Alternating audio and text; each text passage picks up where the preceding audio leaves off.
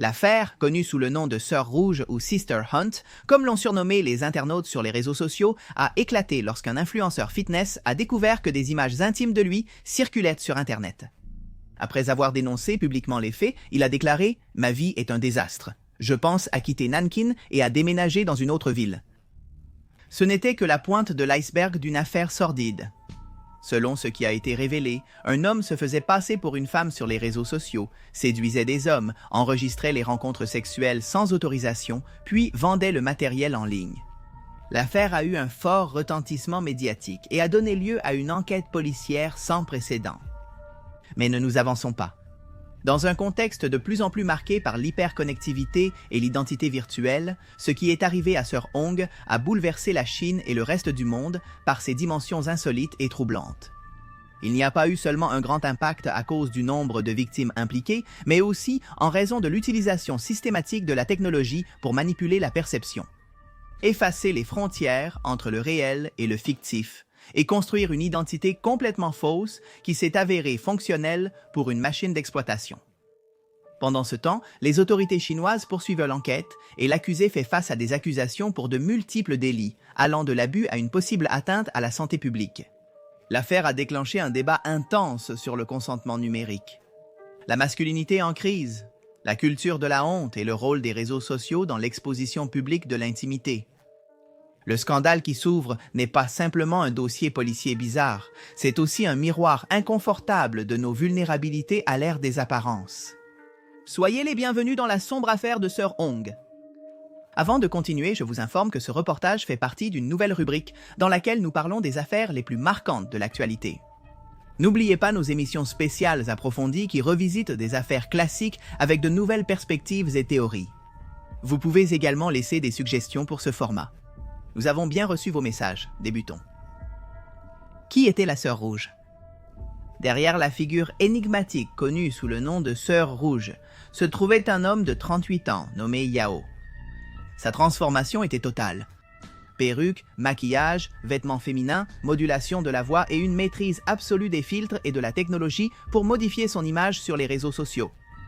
Ainsi, il a créé un avatar convaincant qui a séduit des centaines d'hommes. Le sujet se présentait comme une femme mariée à la recherche d'aventures, en dehors de son mariage. Cela alimentait le fétiche de nombreuses personnes en ligne, qui prenaient rapidement contact pour organiser un rendez-vous. Mais il ne s'agissait pas seulement d'une tromperie sentimentale. L'imposteur réclamait des cadeaux tels que des appareils électroménagers, de la nourriture ou des produits ménagers plutôt que de l'argent liquide. Son excuse était toujours la même, il ne pouvait pas accepter d'argent directement. Les victimes étaient extrêmement diverses, étudiants, universitaires, employés de salles de sport, employés de bureaux, même des touristes. Certains médias locaux ont décrit les personnes impliquées comme des hommes séduisants et bien habillés, en utilisant des termes populaires comme « little fresh meat », une expression qui désigne de jeunes hommes beaux ou des hétérosexuels de haut niveau. Les victimes découvraient, au moment de se retrouver face à face, que Jiao n'était pas une femme. Alors que certains ont fui avec leurs affaires, d'autres ont poursuivi le rendez-vous, affirmant qu'ils étaient déjà sur place de toute façon. De plus, un grand nombre d'hommes sont revenus plusieurs fois, croyant avoir trouvé une véritable connexion avec Sœur Hong. Ce que personne n'a su jusqu'à plusieurs mois plus tard, c'est que tous, sans exception, faisaient partie d'un catalogue de contenus sexuels non consentis, un catalogue qui était vendu comme marchandise numérique. Oui, vous avez bien entendu. À chaque rencontre, Yao enregistrait les relations sans que ses invités n'en aient la moindre idée. Ensuite, le contenu était publié dans un groupe privé qu'il administrait lui-même et auquel on accédait via un abonnement payant. Selon les médias chinois, l'abonnement coûtait environ 150 yuans, soit l'équivalent d'environ 18 €. Lorsque cela a été révélé, les agents n'ont pas tardé à retrouver le créateur de toute cette escroquerie. La Sœur Rouge est arrêtée. Selon Reuters, Zhao a été capturé par les autorités le 5 juillet et a rapidement été accusé de distribution de matériel obscène. Il est nécessaire de souligner que depuis 2021, la législation chinoise considère comme illégal d'enregistrer des activités sexuelles sans consentement, conformément à la loi sur la protection des données personnelles. L'idéal aurait été que le sujet soit abordé avec prudence, surtout pour préserver l'intégrité de ceux qui étaient tombés dans le piège. Cependant, le nombre d'enregistrements et de personnes impliquées a transformé toute l'affaire en un phénomène viral sur les réseaux sociaux chinois. Bien qu'au début, des informations s'aient circulé faisant état de plus de 1600 victimes, les autorités ont démenti ces chiffres et affirmé que le nombre de personnes concernées ne dépassait pas 300. Il n'a pas encore été déterminé si Yao a forcé certaines personnes à avoir des relations avec lui, ce qui n'empêche pas les réseaux sociaux d'avoir déjà fait des dizaines de spéculations. De plus, le manque d'utilisation de protection lors de nombreux rapports a suscité l'inquiétude quant à d'éventuelles transmissions de maladies sexuellement transmissibles, y compris le virus de l'immunodéficience humaine. Jusqu'à présent, les autorités ne se sont pas non plus exprimées sur cet aspect du problème. Ceux qui se sont exprimés, en revanche, sont bon nombre des hommes impliqués. Après qu'une rumeur ait circulé qu'une femme aurait reconnu son fiancé dans des enregistrements et décidé d'annuler leur fiançailles. D'autres victimes ont assuré, sous anonymat, que si leurs images arrivaient entre les mains de leur famille ou de leur partenaire, elles pourraient envisager la possibilité de mettre fin à leur existence. Sans aller plus loin, c'est la préoccupation qu'a exprimé le premier à avoir démantelé ce réseau de mensonges, un influenceur dont le visage a été reconnu par des fans sur des sites de contenu pour adultes. L'individu, honteux, a suggéré que cela n'a pas seulement ruiné sa carrière, mais l'a aussi obligé à quitter sa ville natale pour éviter de se sentir jugé et pointé du doigt. Bien sûr, le fait que beaucoup aient fini par utiliser cette affaire comme matière à diverses blagues n'a absolument rien arrangé. Et c'est ainsi que notre histoire revient au début. Répercussions. Le hashtag faisant référence à l'affaire est devenu la tendance numéro 1 sur Weibo le 8 juillet, avec plus de 200 millions de vues. Cela a fait que le scandale s'est rapidement propagé au-delà des frontières chinoises, inspirant des mèmes, des imitations, des parodies avec intelligence artificielle et même des tutoriels de mode inspirés par le personnage de Sir Hong. Certains utilisateurs ont utilisé l'intelligence artificielle pour apposer son image sur des emballages contrefaits, des jouets ou des affiches de films fictifs. Des opportunités commerciales ont également émergé. Des boutiques de perruques ont lancé des campagnes humoristiques et des guides ont été partagés sous des titres comme « Comment attirer des hommes haut de gamme ». En promouvant l'utilisation de chemisiers à fleurs, de longues jupes noires, de perruques à coupe droite et de masques faciaux opaques. Tout comme Xiao le faisait.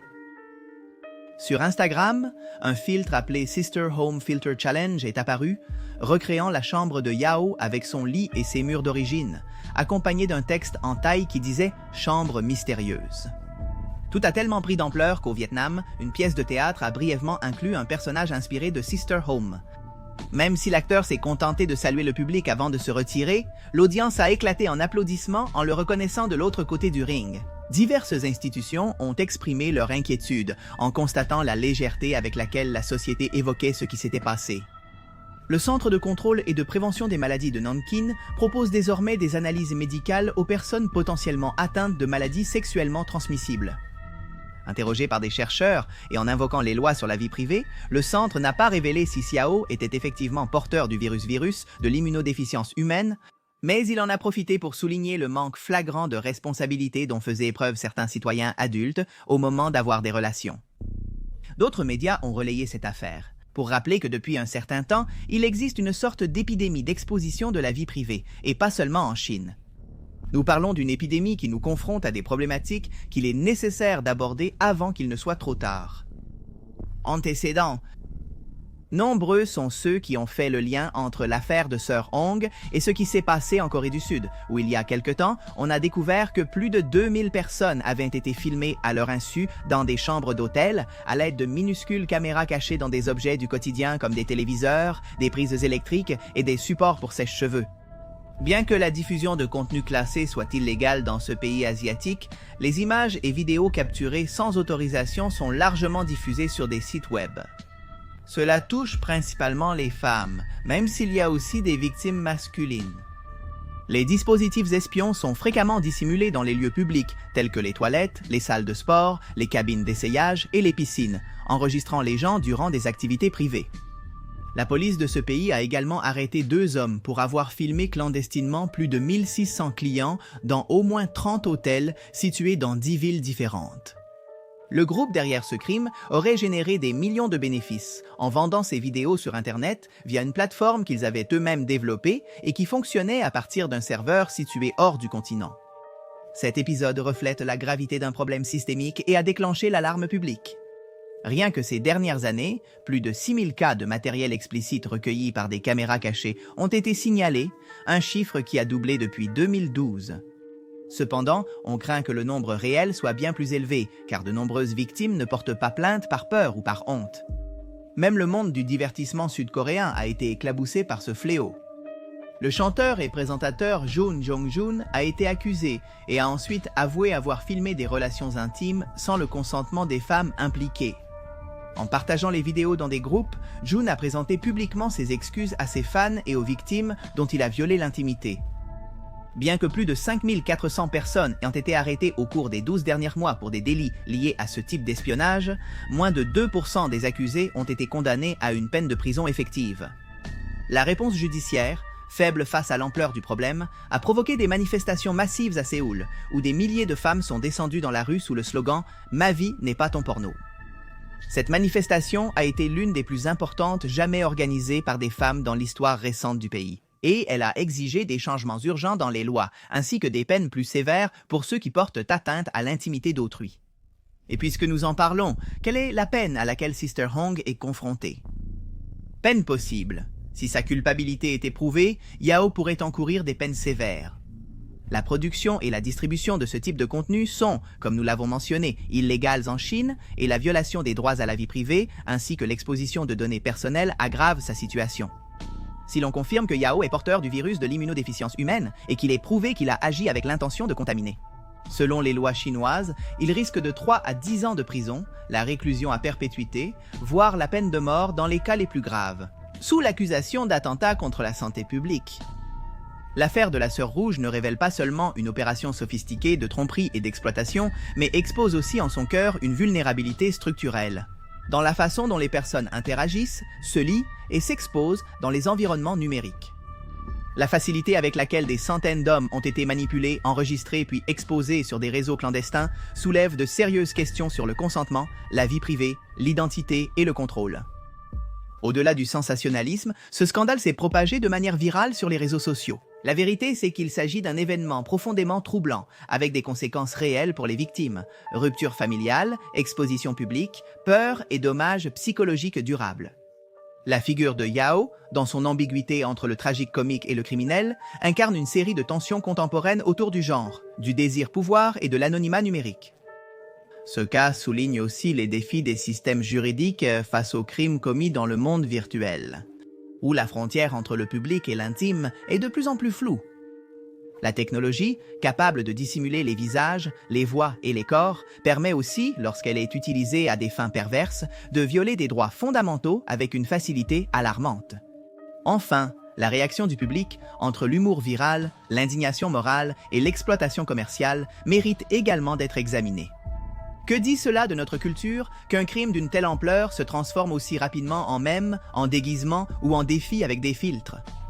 À l'époque de la surexposition, l'affaire de Sœur Rouge fonctionne comme un avertissement sur les risques réels d'habiter. Des mondes numériques où l'apparence l'emporte sur la vérité, où une blague peut masquer un crime terrible et où nous ne savons jamais jusqu'à quel point nous sommes exposés.